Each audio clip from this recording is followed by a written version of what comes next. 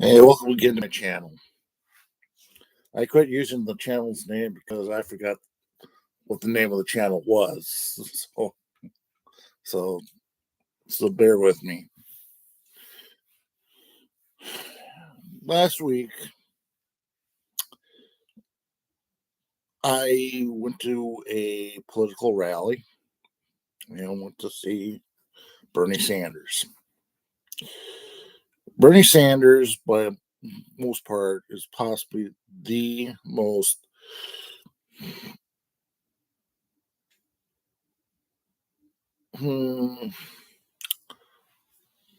perfect statesman for the working class. And to say the least, he makes everyone in Washington very uncomfortable uh, on both aisles, but tends to vote on the Democratic side of the equation. Why does he do that? His stance, for the most part, is about wealth inequality. It has not been addressed or has been trying to be at the forefront. And I'm trying to get the media to get away from all the superficial issues that seem to be like sort of like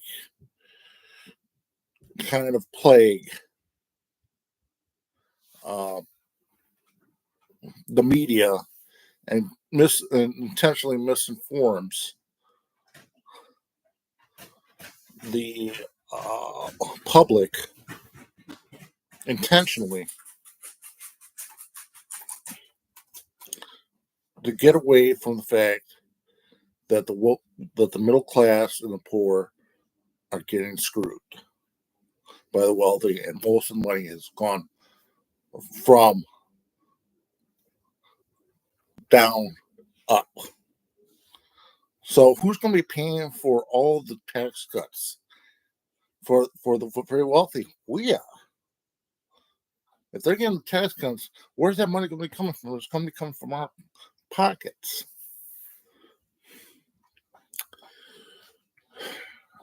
I just never really believed in this until maybe 10 years ago. Was I enlightened? No. No, it's just many Gen Xers, just like myself,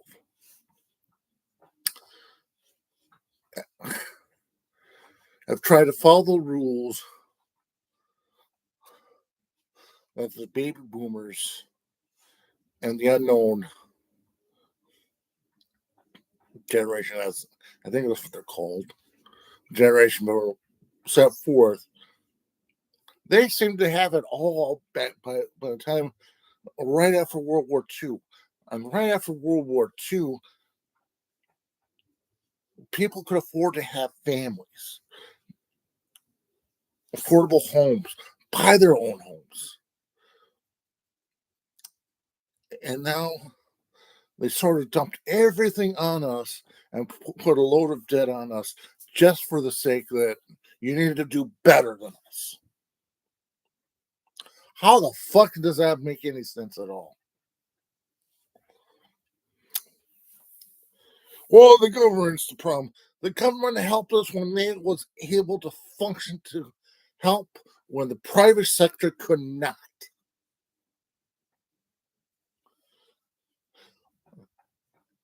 FDR was an existential threat to the wealthy that even George Bush's father wanted to influence the Defense Department, the military, to thwart FDR. he got caught. I don't know why he was never imprisoned, and why the Bush family, to this day, should be able to breathe and live in America without being behind bars.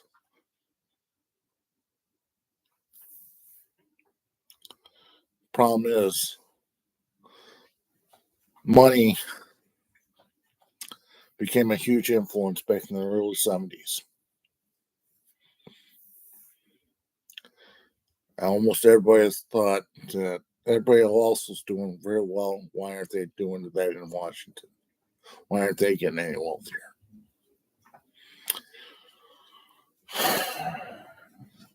During campaign contributions into personal funds, insider trading, very rapid in Washington, but we as a public, we cannot do that sort of thing. It kind of makes me sick to my stomach to even think about all the corruption that has happened, and people wondering why there's such a. I'm like, yeah, if I go for the people, then I'm gonna get rich.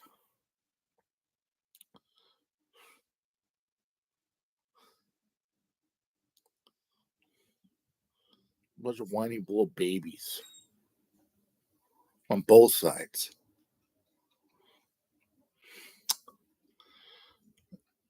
I love Bernie Sanders. I love AOC. I love the squad. Like Jamal Bowman. I like those people because they're one of those ones that go up against the establishment. And I'm really happy that the news cycle is staying away from Israel and Palestine for right now. Why? I don't care how bad Biden has fucked things up with Israel. Trump is much more greater threat. You can be mad all you want to. You can say, I won't hold my vote. Don't be a fucking quiet baby trying to give that thing to the dictatorship. Next thing you know, your ass is behind bars.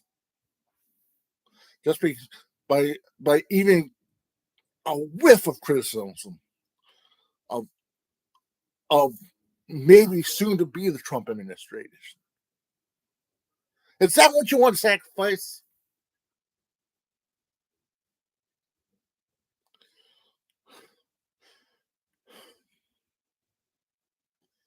I know this sounds like I'm angry, but I am angry.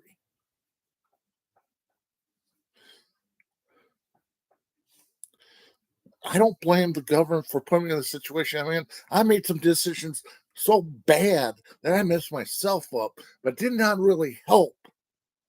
That some of the situations could have been helped a long time ago. There was a better safety net, a stronger safety net in place so people do not fall through. There's some people right now near in their 50s. I'm not going to say name names or who's who, but I am trying to help a friend or a so-called friend. Where was his old friends then to help him out when he got himself in a situation that he could not get himself out to? Well, it sucks to be you. Oh well, and that's how the Republicans treat. If you don't have the things that you should deserve to be punished, that's their mentality.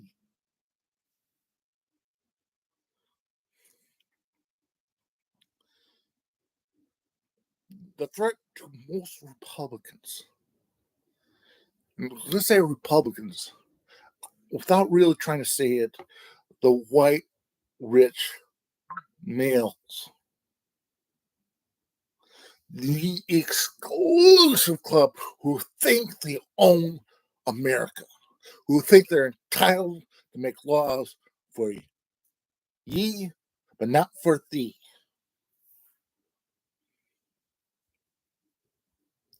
Do you think I'm whistling Dixie when I say this? Am I preaching to the choir?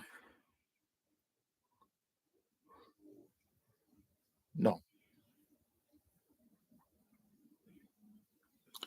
Most YouTubers are just like us, trying to get by, struggling, trying to make ends meet.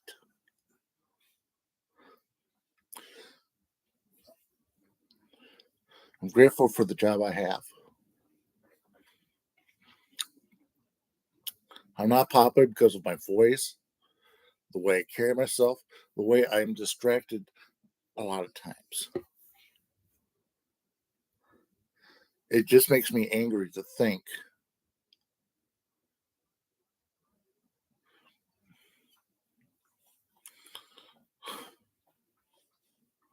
it makes me angry to think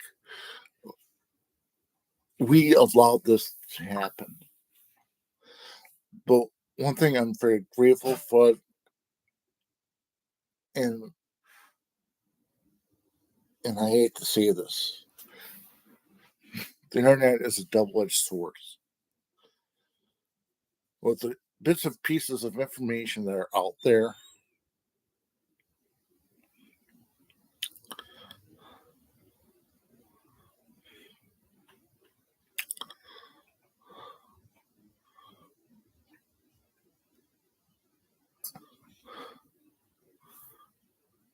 no longer the Republicans can lie to any of us. Now that smartphones, laptops has pretty much has taken over where newspapers and television have started to die a slow, painful death.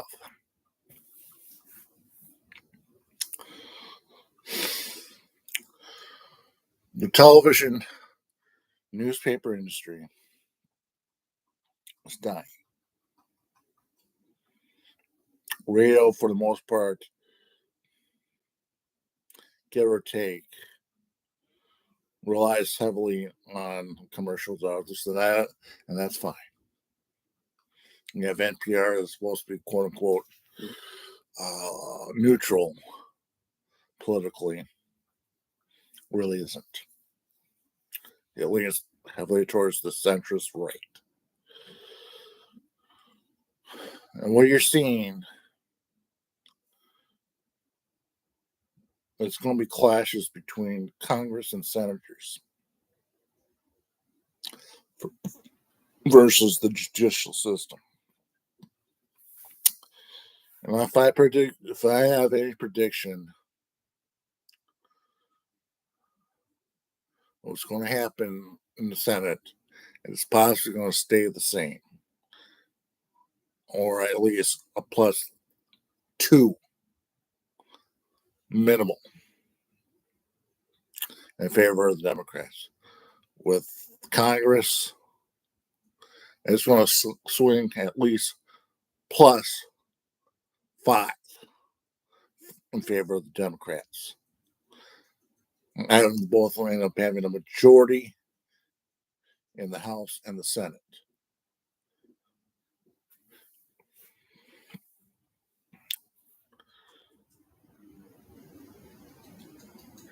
That executive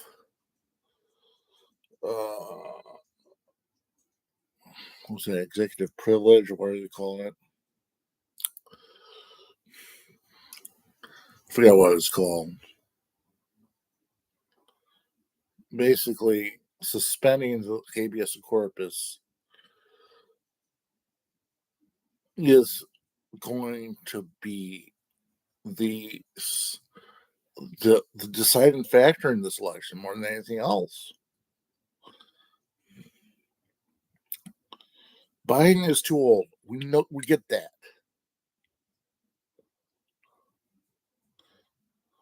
Why is Biden acting the way he is? Because he knows he's going to win.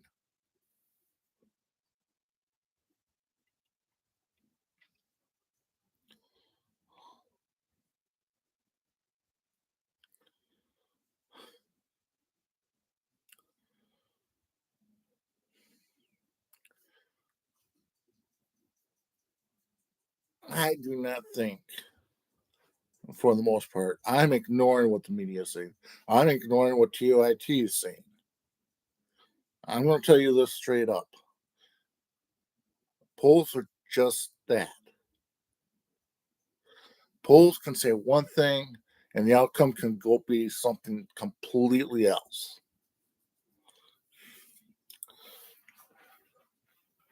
Nate Silverman, Noam Chomsky, they have not been wrong in such a long time. I think they have if I'm not mistaken, a proven prediction record of who's going to be end up becoming president in the last 40 years. And their credibility is like most liberals just flock to them, while most of the press and the media, they sort of try to push them to the side and try to force their narrative onto us. And when I talk about the media, what I'm talking about is the marching orders from the CEOs, the chairmen of the boards of the private sector who have influence on their advertising dollars going to the media. They want to sway the public in this one direction with heavily editing without getting the full scope and the full picture. Things look bad when you don't see the full picture. Right? I know the full picture for Bernie Sanders is basically, what do you want? Do you want a fascist?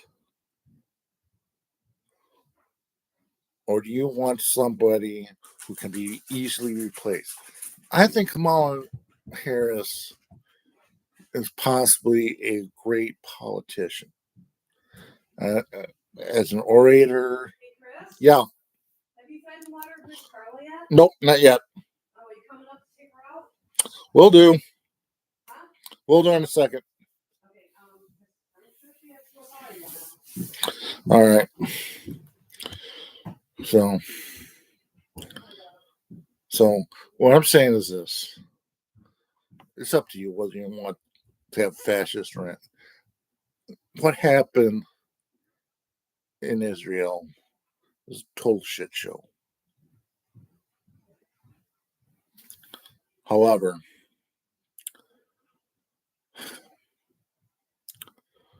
the news cycle for us, we have ADHD, and let's just face it, I kind of represent the ADHD crew. So, in other words, if you vote for Biden, vote for him. Do not let stupid stuff like the media heavily influence what you think your vote should be. It sucks what's happening in Palestine. It really sucks what's happening in Israel. It sucks for them. I get it. I've done many stories on it. I just got tired of doing this. What's going on, because if I go on that narrative and say we need to support Israel or not, going that direction, what's going to end up happening? We're going to ask ourselves, who's really running this country? And that's the question that you need to ask yourselves. Who really is running this country? I'd rather have it be us, the people.